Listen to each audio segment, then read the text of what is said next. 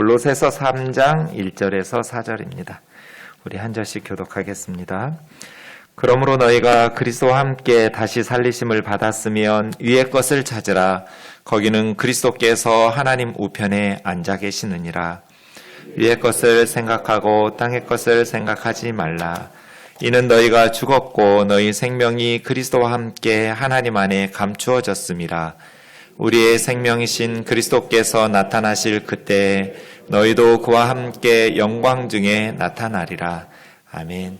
자리에 앉으셔서 기도하겠습니다. 말씀의 등불로 우리의 발걸음을 인도해 주시는 하나님, 어려움을 당할 때 주의 말씀으로 힘을 얻게 하여 주셔서 올 한 해도 살았습니다. 새해에도 말씀의 은혜로 우리를 인도해 주셔서 하나님 주시는 힘으로, 하나님 주시는 지혜로 살아갈 수 있도록 은혜 베풀어 주옵소서. 미련하고 연약한 종을 주님 손에 맡기옵고 예수님의 이름으로 기도하옵나이다. 아멘. 인생은 반복입니다. 내일은 오늘이 반복되겠죠. 거의 매일 일상이 비슷하게 반복되고 있습니다. 그런데 사람들만은 반복되는 일상에 의미를 부여합니다. 그래서 똑같은 날인 것 같은데 그냥 시간은 계속 흐르고 있는데 오늘은 12월 마지막 날이니까 한 해를 마무리한다 라고 의미 부여합니다. 내일은 1월 첫째 날이니까 또 새해가 시작된다 이런 식으로 똑같은 날 같은데 각각의 날을 다르게 의미 부여를 하지요. 사람마다 삶의 의미 부여가 다르기도 합니다. 나는 누구인지, 왜 사는지, 무엇을 위해서 사는지 물어보면 사람마다 대답이 다릅니다. 비슷해 보이는데 삶의 의미 부여가 다르면 전혀 다른 삶을 살고 있는 것처럼 다르기도 합니다. 똑같이 밥 먹고 똑같이 학교나 직장에 나가고 일을 하는 것 비슷해 보이지만 그 일에 대한 의미 부여가 다르면 전혀 다른 삶을 살고 있는 것입니다. 언젠가 책에서 읽었는데 세 사람이 똑같은 작업을 하고 있는데 그 작업은 돌 깨는 작업이었어요. 첫 번째 사람한테 당신 뭐 하고 있느냐고 물었더니 보면 모르냐고 나 지금 돌 깨고 있지 않냐고. 두 번째 사람한테 당신 지금 뭐 하고 있냐고 물었더니 보면 모르냐고 나 돈 벌고 있지 않느냐고. 세 번째 사람에게 당신 뭐 하고 있느냐고 물었더니 나는 지금 하나님의 성전을 짓고 있다고. 예배당 건축 공사 현장이었어요. 똑같은 일을 하고 있었어요. 그런데 자기가 하고 있는 삶의 의미 부여가 다른 거죠. 돌 깨고 있는 사람이 있고 돈 벌고 있는 사람이 있고 하나님의 집을 짓고 있는 사람이 있고 비슷해 보여도 의미 부여가 다르면 전혀 다른 삶을 사는 것입니다. 송구영신, 옛것을 보내고 새것을 맞이하는 시간이지요.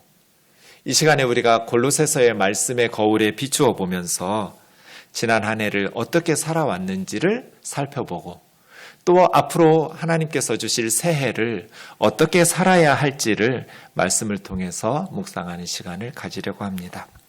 지난주에 말씀드린 것처럼 골로새서는 로마 감옥에 있었던 사도 바울이 골로새에 있는 교우들, 교회에 보낸 편지입니다. 오늘 본문 골로새서 3장 1절에서 4절까지 제가 다시 한번 읽어보겠습니다. 그러므로 1, 2장에서는 교리였거든요. 그리고 이제 3, 4장으로 넘어갈 때 그러므로로 시작되었는데 이제는 생활, 실천으로 넘어가고 있습니다. 언제나 그리스도인의 삶은 바른 교리와 그 바른 하나님의 말씀을 순종하여 실천하는 바른 삶 이렇게 구성되어 있죠. 그러므로가 있죠. 그러므로가. 머리 대신 예수 그리스도를 붙드는 신앙이 바른 교리였어요. 세상의 철학과 헛된 속임수에 빠져 속아 넘어가지 않고 교회의 머리 대신 예수 그리스도를 붙드는 바른 교리. 그 바른 교리 외에 이제는 그러므로를 통해서 바른 그리스도의 삶이 무엇인지를 교훈하고 있는 것이죠. 이게 그러므로거든요. 그러므로 너희가 그리스도와 함께 다시 살리심을 받았으면 위의 것을 찾으라. 거기는 그리스도께서 하나님 우편에 앉아 계시느니라. 위의 것을 생각하고 땅의 것을 생각하지 말라. 이는 너희가 죽었고 너희 생명이 그리스도와 함께 하나님 안에 감추어졌습니다.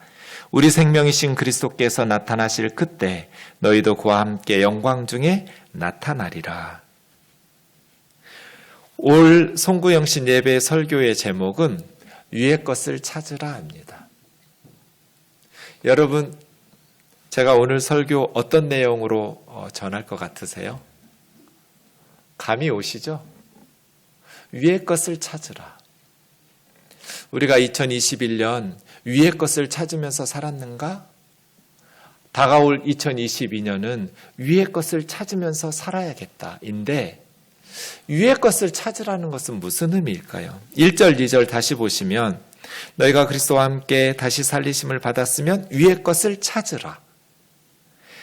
위의 것을 생각하고 땅의 것은 생각하지 말라. 그러면 이 세상에 썩어질 것에 목숨 걸지 말고 생각하지도 말고 저 천국을 사모하면서 살라는 말씀인가? 땅의 것을 생각하지 말고 위의 것을 생각하고 위의 것을 찾으면서 살라는 말씀은 이 세상에 썩어질 것에 목숨 걸고 살지 말고 저 천국을 바라보면서 살라는 말씀인가? 그러면 구체적으로 어떻게 살아야 되지? 학교나 직장에 너무 많은 에너지와 시간을 쏟지 말고 예배와 전도와 하나님의 일에 더 많은 시간과 자원을 쏟아 부으라는 말씀인가? 위의 것을 추구하면서 살라는 것은 무슨 뜻일까?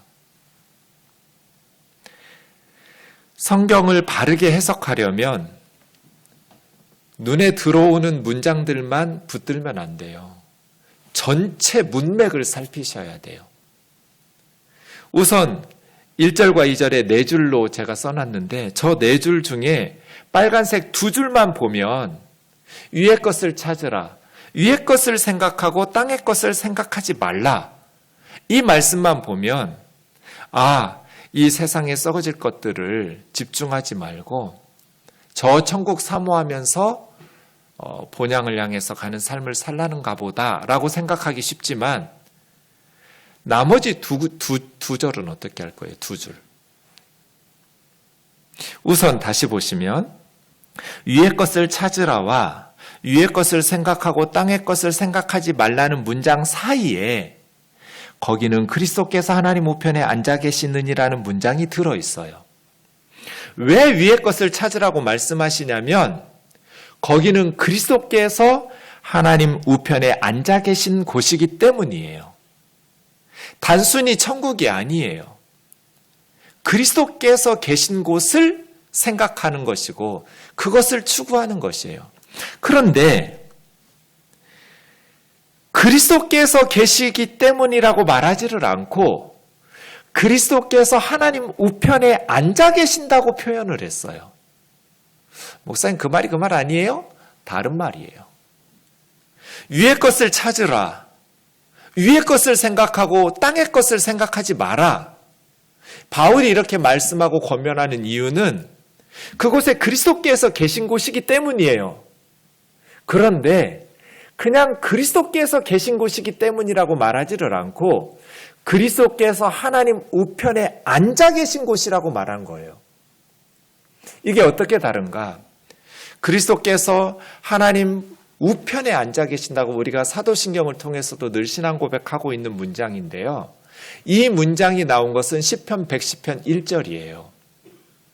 신약성경에서 가장 많이 인용된 구약성경이 시편 110편이에요. 횟수로 보면 신약성경에서 가장 많은 횟수로 인용된 구약의 성경장이 시편 110편이에요. 시편 110편에 예수님께서도 인용하신 말씀인데요. 바로 하나님 우편에 앉아 계신 그리스도 이야기가 나와요. 여호와께서 내 주에게, 다윗의 시예요. 예수님도 다윗의 시에 이렇게 하면서 성전의 종교 지도자들과 예루살렘 성전에서 논쟁하신 본문인데요. 하나님께서, 여호와께서 다윗의 주님, 다윗이 주라고 불렀는데 메시아가 어떻게 그의 후손이 되겠느냐, 이런 식의 논쟁을 예수님 벌이시잖아요. 여호와 하나님께서 다윗이 주님이라고 부른 메시아죠. 다윗이 주님이라고, 내 주라고 부른 메시아에게 뭐라 말씀하시냐면, 내가 너의 원수로 너의 발판 되게 하기까지 너는 내 오른쪽에 앉아 있으라. 하나님 오른쪽에, 하나님의 보좌 우편에 앉아 있다라는 것이 시편 110편 1절에서 나와서 이 구절이 신약성경에서 계속 인용되고 있어요. 부활 승천하신 우리 주님은 하나님 우편에 앉아 계신다. 하나님 보좌 우편에 앉아 계신다라는 것이 무엇을 의미하는가? 2절에 보면 다스리는 거예요. 규를 가지고, 규라는 것은 왕이 들고 다니는 짧은 지팡이를 예전 성경에서는 홀이라고 그랬어요. 그러니까 왕이 들고 있는 짧은 지팡이가 상징하는 것, 규와 홀이 상징하는 것, 왕권, 통치권이잖아요. 그러니까 하나님 보좌 우편에 앉아 계신다, 하나님 우편에 앉아 계신다라는 것은 거기 좋은 자리에 앉아서 쉬고 계신 것이 아니라 하나님과 더불어 만물을 통치하시고 다스리시는 통치자란 뜻이에요. 대통령 오른쪽에 권력의 실세가 앉아서 함께 나라를, 국정을 운영하며 다스리고 통치하는 거잖아요. 하나님께서 만물을 다스리세요. 하나님 우편에 앉아 계신 주님은 뭐하고 계세요? 만물을 다스리소서, 규, 왕권을 상징하는, 그래서 이 땅에서 고난받으시고 부활 승천하신 그리스도께서 하나님 보좌 우편에 앉아 계신다라는 것은 그 하나님 보좌 우편에서 우리를 위해서 기도하시고 중보하시면서 온 우주 만물을 통치하시는 거예요. 만물을 다스리신다는 거예요. 그럼 오늘 본문 다시 보세요. 1, 2절을. 위의 것을 찾으라. 위의 것을 찾으라? 땅의 것을 생각하지 말고 위의 것을 생각하라. 왜? 거기는 그리스도께서 하나님 우편에 앉아 계시기 때문에. 그리스도께서 하나님 우편에 앉아 계신다라는 것은 무슨 뜻이라고요? 그리스도께서 온 우주 만물과 역사를 통치하시기 때문에. 그래서 위의 것을 찾으라는 것은 우리가 죽어서 가게 될 천국을 바라보면서 살라는 내세주의적인 게 아니에요. 이런 뜻이 없는 건 아니지만 바울이 하고 싶은 말은 이 세상은 쓸모가 없다는 염세주의나 비관주의를 말하려는 게 아니에요. 이 세상의 일들은 적당히 대충대충 하고 전도와 예배에만 힘쓰고 저 천국을 바라보면서 사모하면서 위의 것을 추구하는 삶. 바울이 하고 싶은 이야기가 이런 게 아니었다고요. 그럼요. 그리스도께서 하나님 우편에 앉아 계시느니라. 예수 그리스도의 통치를 받으면서 이 땅을 바르게 살란 뜻이에요. 그리스도인의 삶, 크리스찬의 삶은 바른 교리를 따르고 그러므로 바른 신앙생활과 바른 실천의 삶은 예수 그리스도의 통치를 받으면서 이 땅에서 공부를 하든지 직장생활을 하든지 예수님의 주인 되시고 왕 되시는 삶을 살아내는 것이죠. 이 세상에서 우리에게 맡겨주신 일들은, 학교에서나 직장에서나 맡겨주신 일들은 게으르게 적당히 대충대충 하면서 교회 예배나 전도회 봉사에만 열심히 하라고 말하려는 게 아니에요. 위의 것을 찾으라는 것은 그런 뜻이 아니에요. 세상 직장은 버리고 신학교 가서 목회자가 되라거나 선교사가 되라는 뜻도 아니에요. 위의 것을 찾으라는 것은 그리스도의 통치를 받으라는 뜻이에요. 하나님 보좌 우편에서 온 우주 만물을 다스리시고 통치하시는 예수 그리스도의 제자답게, 예수 그리스도의 백성답게 살란 뜻이에요. 예수 그리스도가 왕이라면 말이에요. 스펄전 목사님의 설교에 이런 내용이 나와요. 스펄전 목사님 목회하던 교회에는 새로 한 자매 형제들이 회심하면 간증을 시켰다고 해요. 한 귀족의 하녀로 왔던 자매가 주인을 따라서 교회 나오기 시작했고 예수님을 믿게 되었어요. 그래서 그 스펄전 목사님의 교회의 관례에 따라서 이제 그 귀족의 하녀 자매가 간증을 하는 거예요. 교회 앞에서. 그런데 그 자매가 이런 간증을 했어요. 저는 이제 진실로 하나님의 자녀가 되었습니다. 이 귀족의 하녀가 진짜 하나님의 자녀가 되었다고 고백을 하는 이유가 뭐냐면, 제가 하나님을 모를 때는 사람들이 보는 곳만 청소하고 사람들이 보지 않는 곳은 청소를 하지 않았습니다.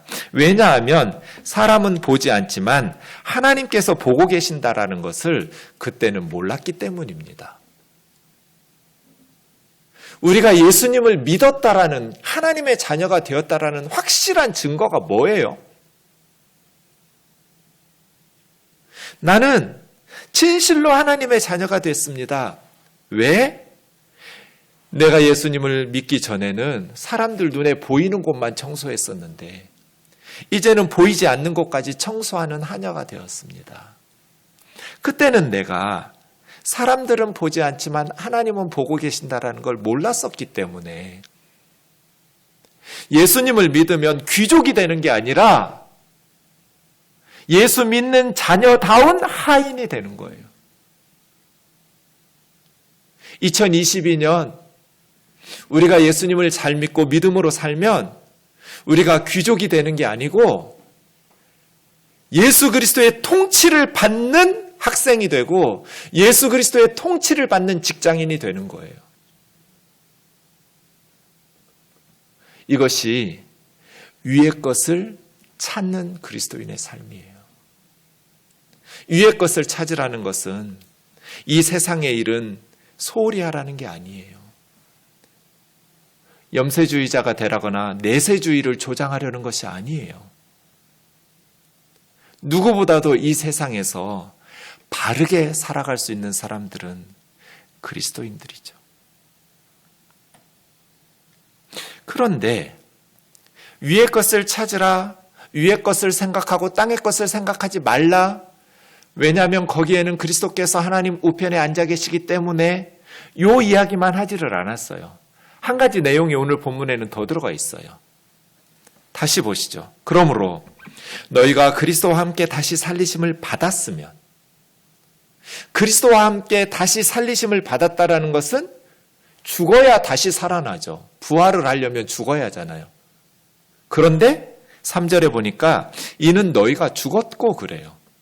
우리가 죽었고 그리스도와 함께 다시 살리심을 받았다는 거잖아요.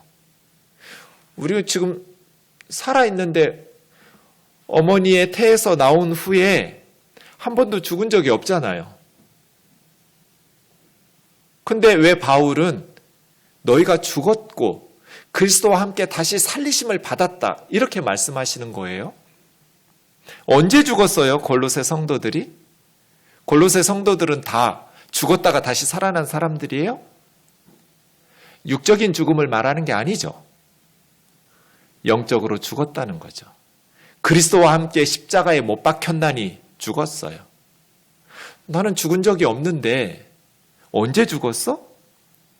고린도후서 5장 14절 그리스도의 사랑이 우리를 강권하시는도다. 우리가 생각하건대 한 사람이 모든 사람을 대신하여 죽었은즉 모든 사람이 죽은 것이라. 한 사람은 누구예요? 예수 그리스도죠. 예수님이 우리를 대신해서 죽으셨어요. 십자가에. 그러니 모든 사람이 십자가에 못 박혀서 죽은 거예요. 우리는 십자가에 못 박힌 적이 없는데요. 하나님께서 그렇게 여기시는 거죠. 실질적으로 죽었다라는 게 아니고 우리는 십자가에 못 박혀 우리 죄값을 치르라고 하나님 앞에서 죽은 적이, 형벌 받아 죽은 적이 없지만 예수님이 우리를 대신하여 하나님의 형벌을 받아 십자가에서 우리 대신 죽으셨으니 우리가 죽은 것처럼 하나님께서 여기신다고요. 여러분의 차가 세워져 있었는데 한 청년이 운전이 미숙해서 그 차를 받았어요. 그래가지고 수리비가 500만 원이 나왔어요. 그런데 그 청년이 500만 원을 갚을 돈이 없어요. 그래서 그 청년의 아버지가 수리비 500만 원을 대신 내줬어요. 그러면 여러분은 그 사고를 낸 청년에게 500만 원 돈을 받을 것이 있다고 여기나요? 아니면 그 청년이 다 갚았다고 이제 더 이상 나한테 500만 원을 낼 필요가 없다고 여기나요? 전자예요? 후자예요? 후자죠. 아버지가 아들을 대신해서 냈어요. 그러면 피해자인 여러분은 그 아들이 내 차를 고장나게 만든 그것을 그 아버지가 대신 냈으니까 그 청년이 냈다고 여겨요.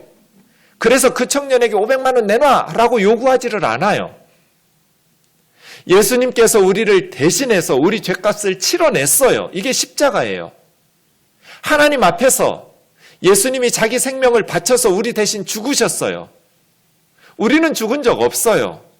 그런데 그것을 하나님께서 우리가 죽은 것처럼 여기시는 거예요. 우리가 생각하건대 한 사람이 모든 사람을 대신하여 죽었은즉 모든 사람이 죽은 것이라.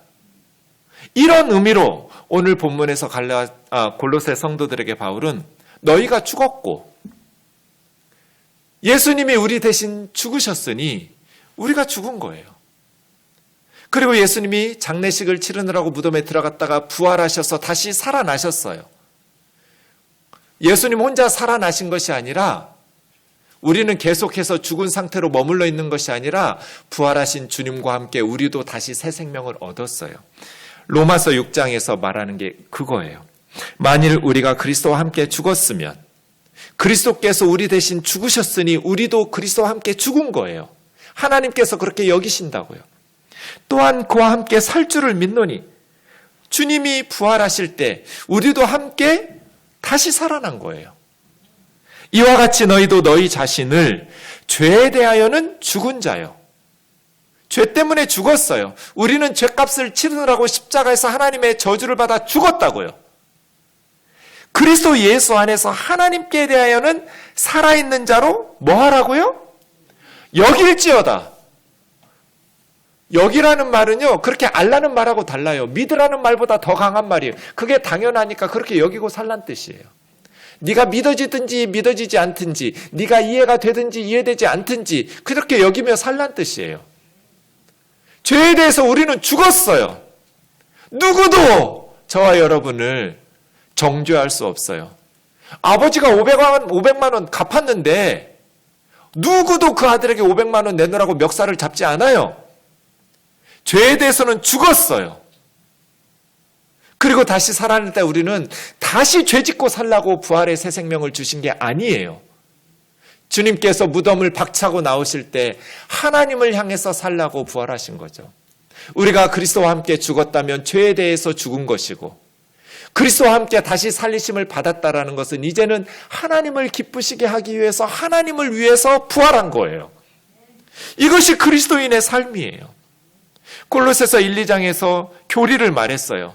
이제 실천, 생활에 대해서 넘어갈 때 그러므로 해놓고 너희가 그리스도와 함께 다시 살리심을 받았으면 우리는 그리스도와 함께 다시 살리심을 받았어요. 왜? 우리는 죄에 대해서 죽었으니까요.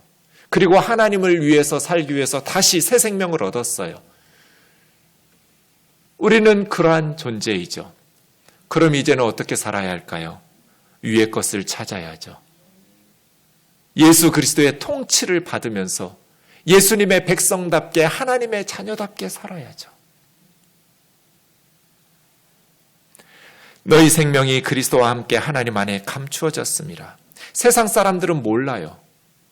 우리 생명이 그리스도와 함께 하나님 안에 감추어져 있다라는 사실을 이 세상 사람들은 깨닫지를 못해요.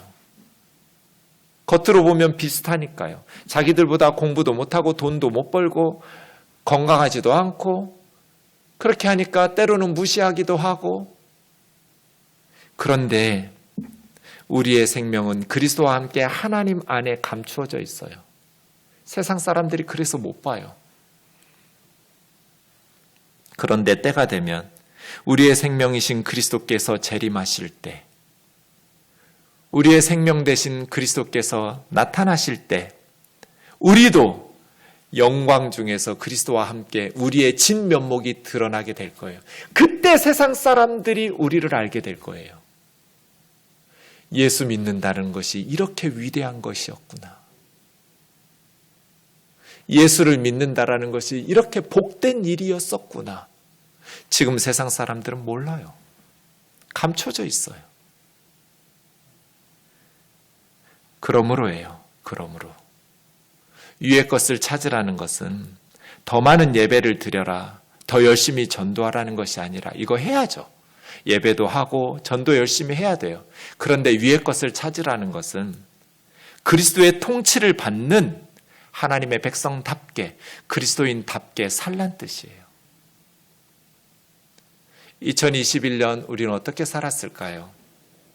새해를 우리는 어떻게 살아야 할까요? 그리스도의 통치를 받는 그리스도의 백성이라면 우리는 어떤 삶을 살아야 할까요? 바울은 이렇게 원론적으로 1절에서 4절까지만 말하고 끝내지 않았어요. 구체적으로 5절부터 성도들을 권면하기 시작해요. 그러므로 땅에 있는 지체를 죽여라. 음란과 부정과 사욕과 악한 정욕과 탐심이니 탐심은 우상숭배니라. 앞에 나오는 네 가지는 다 성적인 타락에 대한 이야기예요. 온갖 종류의 성적인 타락에 대해서 죽여라. 그리고 탐심은 우상숭배다. 세상의 것들을 가지려고 하는 그 탐심 때문에 그 마음에는 하나님이 존재할 수가 없어요. 하나님을 자꾸 마음에서 밀어내요. 온갖 세상 것으로 내 마음을 가득 채워버리니까. 성적인 타락과 탐심을 버리라는 거예요. 이것이 위의 것을 추구하는 거예요. 천국 갈 것을 사모하고 이 세상에 썩어질 것은 생각하지도 말라가 아니라 이 세상에서 그리스도인답게 살란 거예요. 이로 말미암아 하나님의 진노가 임하느니라. 너희도 전에 예수님 믿기 전에는 그렇게 살았었는데 이제는 이 모든 것을 벗어버려라. 분함과 노염과 분노하면서 악의와 다른 사람을 허물어뜨리는 악한 계획들, 악의예요. 남을 비방하고 험담하고 입에 내기도 부끄러운 상스러운 말들, 음담 패설들. 너희가 서로 거짓말을 하지 마라.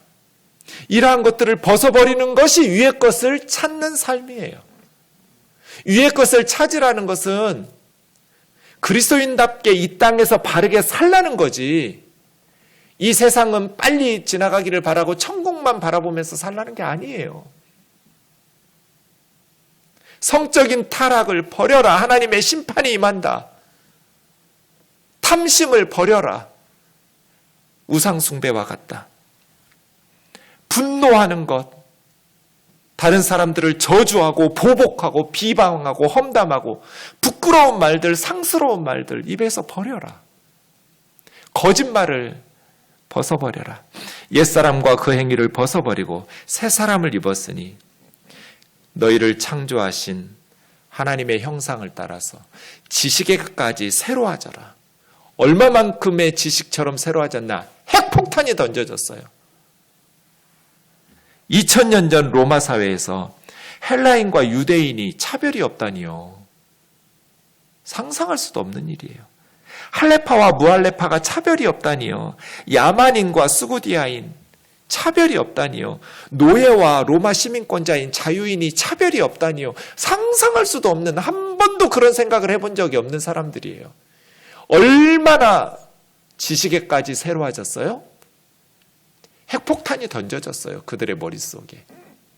예수 그리스도 안에서 노예들도, 자유인들도, 야만인들도, 수구디아인들도, 유대인도, 이방인도, 할례 받은 사람도, 할례 받지 않은 사람도 차별이 없다. 남녀노소, 빈부, 귀천에 차별이 없어요. 다 예수 그리스도 안에서 하나가 되어버렸어요. 그러므로예요. 그러므로. 이것이 위의 것을 추구하면서 사는 삶, 위의 것을 찾는 사람들의 새로운 삶의 방식이에요. 새 사람을 입었어요. 옛사람은 지나가 버렸어요. 그러므로 너희는 하나님이 택하시고 거룩하게 하시고 하나님께 사랑받는 자처럼 긍휼과 자비와 겸손과 온유와 오래 참음의 옷을 입고, 이런 옷을 뭐라고 그래요? 명품이라고 그래요. 돈 많이 준 옷이 명품이 아니고요. 긍휼, 불쌍히 여기는 마음이에요. 자비, 너그럽고 친절한 마음이에요. 겸손, 자신을 낮추면서 다른 사람을 높여 소중히 여기는 마음이에요. 온유, 따뜻하고 부드러운 마음이에요. 오래 참음, 보복과 원수 갚음과 저주가 아니라 오래 참고 용납하는 거예요. 이것이 위의 것을 찾는 그리스도의 통치를 받는 성도들의 삶의 모습이에요.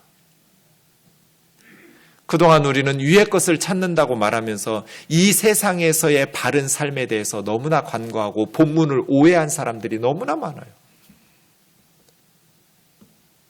학교에서의 일이나 가정이나 사회에서 맡은 역할들은 적당하면서 그저 열심히 교회에서 예배하고 전도하고 봉사하는 일만 위의 것을 추구하고 사모하는 것인 것처럼 말이에요. 코로나로 하나님께서 다 스탑시켰잖아요. 그런 가짜 신앙생활은 그만해라. 교회에서 예배를 드렸으면 학교와 가정과 직장에서 예배 드린 사람답게 살아야죠. 교회에서 하나님 말씀 들었으면 그 말씀을 세상의 빛과 소금으로 살아내야죠. 그래서 안 믿는 세상 사람들로 하여금 우리가 믿는 하나님께 영광을 돌리며 칭찬을 받도록 해야 하잖아요. 위의 것을 찾으라니까 세상에서의 일들은 적당 대충 하면서 교회 봉사만 열심히 하려고 하는, 언제 성경이 그렇게 가르쳤어요? 누가 누구에게 불만이 있거든 서로 용납하여 피차 용서하되 주께서 너희를 용서하신 것 같이 너희도 용서해라. 그리스도께서 통치하시는 나라는 이런 나라예요. 그리스도의 통치를 받는 그리스도인의 삶은 이런 삶이죠. 불만이 어떻게 안 생겨요? 생각이 다 다른데. 그럴 때 용납하고 용서하라는 거예요. 안 되죠. 안 되니까 성령의 도우심을 구하고 그리스도의 통치를 사모하는 거 아니에요? 내 힘으로는 안 되니까 그리스도의 통치를 힘입어서 그리스도의 말씀에 나를 복종시켜서 성령의 능력으로 내가 예수 믿는 사람답게 변하는 거잖아요. 그리스도께서 나를 용서하신 것처럼 너희도 서로 용서하고 용납하라고. 이 모든 것 위에 사랑을 더하라. 사랑은 온전하게 매는 띠니라. 지금 우리는 단추나 자크를 채워서 옷을 입지만 2000년 전에는 우리 한복처럼 옷 입거든요. 그냥 옷 입고 나서 마지막에 띠를 묶어야 돼요. 그거 묶지 않으면 어떻게 될까요? 옷이 제자리에서 제 기능을 발휘하지 못하게 돼요. 긍휼이나 자비나 겸손이나 온유나 오래 참음 이러한 덕목들도 사랑의 띠로 묶어주지 않으면 제자리에서 제 역할을 할 수 없어요. 사랑이 없이도 얼마든지 긍휼, 자비, 위선적으로 할 수 있고요. 자기 명예를 위해서 할 수 있어요. 악취가 나도록 바리새인들처럼 그렇게 긍휼과 자비와 겸손과 오래 참음과 악용할 수 있어요. 그런데 사랑으로 하지 않는 모든 것은 아무 유익이 없어요. 그래서 이 모든 것 위에 사랑으로 묶어야 돼요. 긍휼이 사랑과 함께 가야 돼요. 자비가 사랑과 함께 가야 되고 온유와 겸손과 오래 참음이 사랑과 함께 가야 돼요. 그래야 그 덕목들이 자기 자리에서 자기 기능을 발휘할 수 있어요. 그래서 우리가 추구해야 될 것은 사랑이에요. 사랑. 하나님, 내 아내를 사랑하게 해주세요. 하나님, 내 남편 좀 사랑하게 해주세요. 우리 부모님 좀 사랑하게 해주세요. 그런데 받은 상처들 때문에 그게 힘들어요. 그래서 그리스도의 통치를 구하라는 거예요. 위의 것을 찾으라. 거기에 우리 주님이 앉아 계신다. 하나님 우편에 우리 주님이 통치하고 계신다. 그리스도를 찾으라. 땅의 것을 생각하지 말고 위의 것을 생각하면서 그리스도의 통치를 사모하고 기도하고 간구하고, 이러한 영적인 씨름이 없이는 땅의 문제가 해결이 안 돼요. 영적 싸움이 없이는 이 세상의 문제가 해결이 안 돼요. 그래서 우리는 그리스도의 통치를 사모하고 추구하고 구하는 거예요. 내 힘으로 안 되니까요. 그리스도의 평강이 너희 마음을 주장하게 하라. 너희는 평강을 위하여 한 몸으로 부르심을 받았느니. 교회와 성도들은 갈등과 분열이 있는 곳에 피스메이커 역할들을 해줘야 돼요. 정치와 경제와 모든 세대들과 모든 지역 간의 갈등들이 일어날 때 그리스도인들은 평화를 위하여 하나님이 주신 직분을 감당해내야 돼요. 너희는 또한 감사하는 자가 되라. 그리스도의 통치를 받으면 감사하는 자가 돼요. 여러분, 코로나 하면서 우리가 그동안 얼마나 감사가 부족했는지 깨달았어요. 일상의 생활이 하나님의 선물이었다라는 것을 깨달았어요. 코로나가 시작되고 전 예배당에서 막 울었어요. 애들이 보고 싶어가지고. 텅 빈 예배당에서 예배하면서 녹화하고 있는데 가슴이 막 찢어지는 것 같은 거예요. 한 번도 그런 생각을 해본 적이 없어요. 언제나 주일이면 우리 아이들이 교회에서 뛰어놀고 우리 교우들과 함께 예배드리는 걸 당연하게 여겼어요.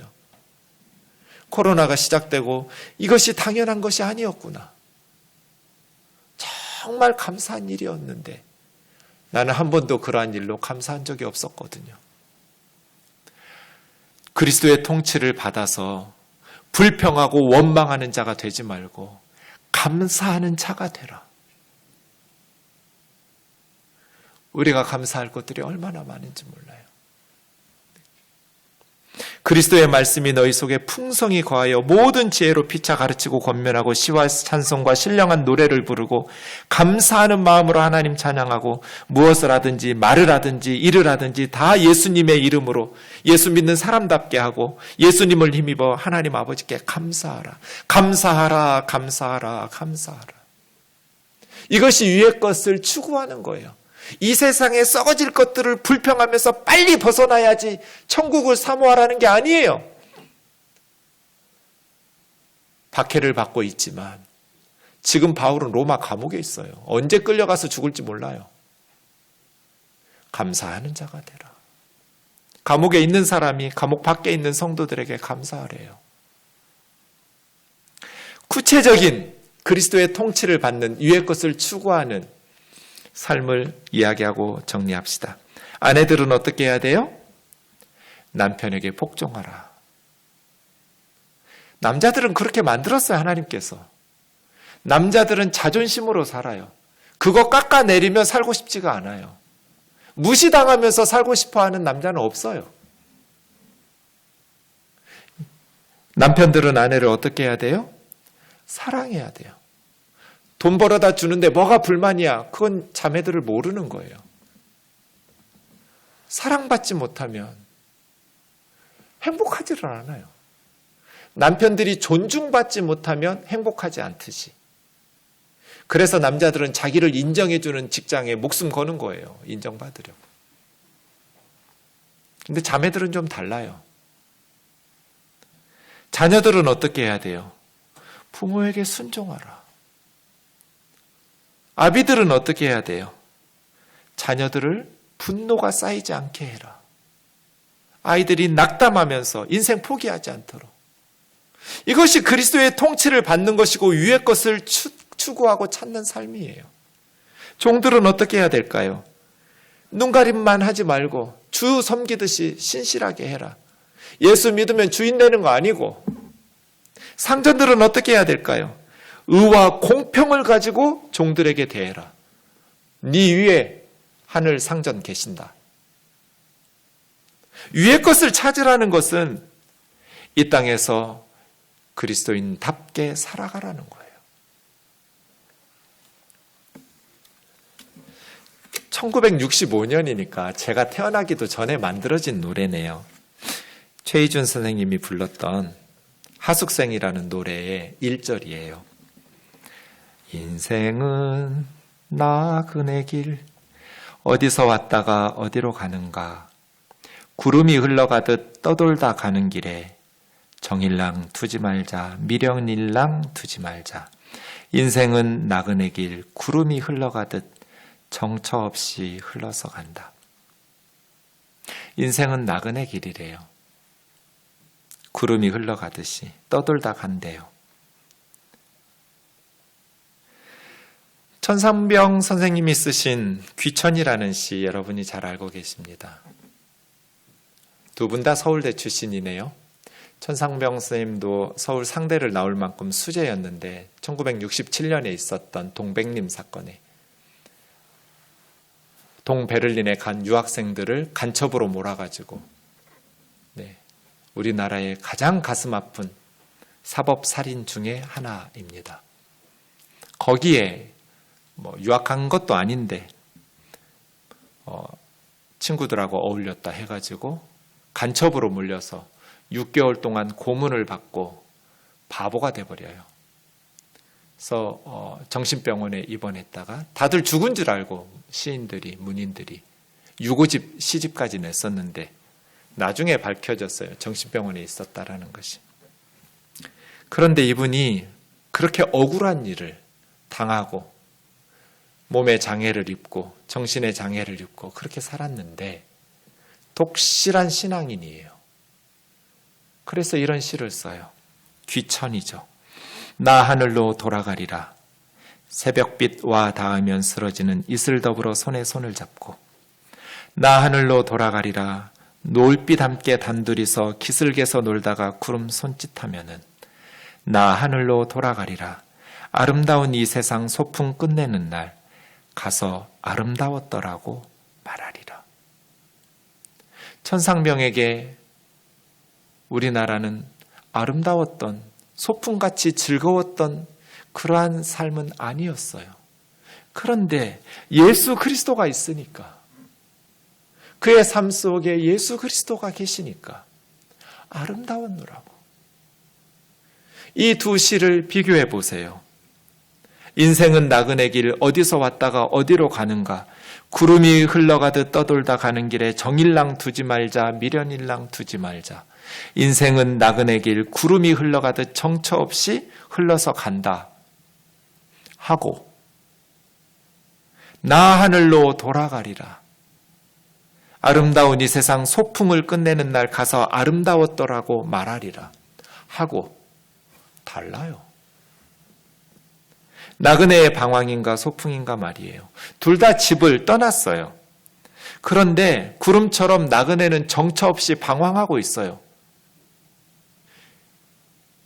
그런데 천상병 시인은 소풍은 집에서 떠난 건 맞는데 즐겁게 놀다가 집으로 돌아간다고 생각해요. 나 하늘로 돌아가리라.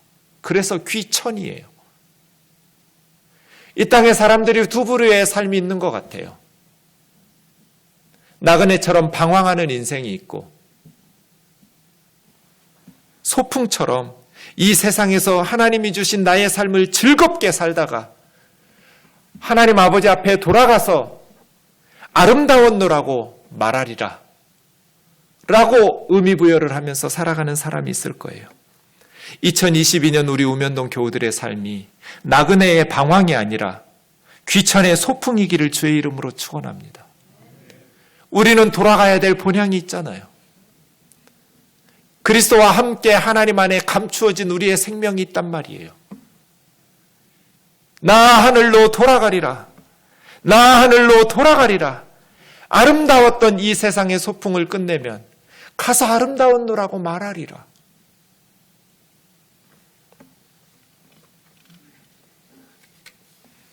최근에 저는 한 자매님이 많이 떠올랐어요. 전직 대통령이 몸이 많이 편찮으시니까 대통령의 정치적 판단에 의해서 사면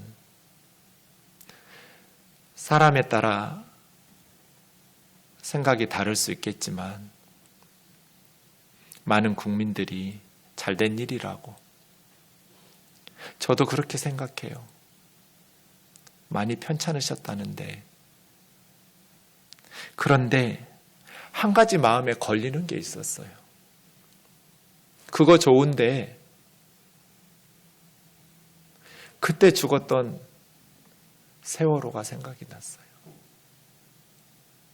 우리 국민들 중에 세월호에 자식들을 잃은 부모들을 긍휼히 여기지 않는 사람은 한 사람도 없을 거예요. 그것을 정치인들이 악용하는 것을 미워하고 싫어하는 것이지, 자식을 잃은 부모들의 가슴 아픈 사연들을 동정하지 않는 국민이 누가 있겠어요? 그런데 지금까지 정치인들은 그 사건을 자기들의 유불리에 따라서 악용은 많이 했지만 정말 그분들의 마음을 위로했었는가? 22살이었던 지영자매가 살아날 수 있었어요. 4층에 있었어요. 그런데 살아남은 아이들의 증언이에요. 언니는 구명조끼 안 입냐고. 그랬더니 구명조끼를 챙겨서 아이들을 내보낸 선원이에요. 승무원은 맨 마지막이야. 너희들 다 구하고 나 나중에 나갈게 라고 대답했대요.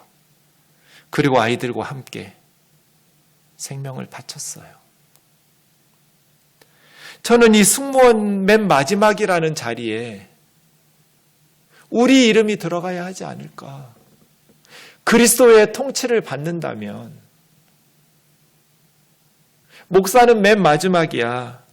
너희들 다 구하고 난 나중에 나갈게. 장로는 맨 마지막이야. 너희들 다 구하고 나는 나중에 나갈게. 권사는, 그리스도인은, 집사는 맨 마지막이야. 너희들 다 구하고 나는 나중에 나갈게.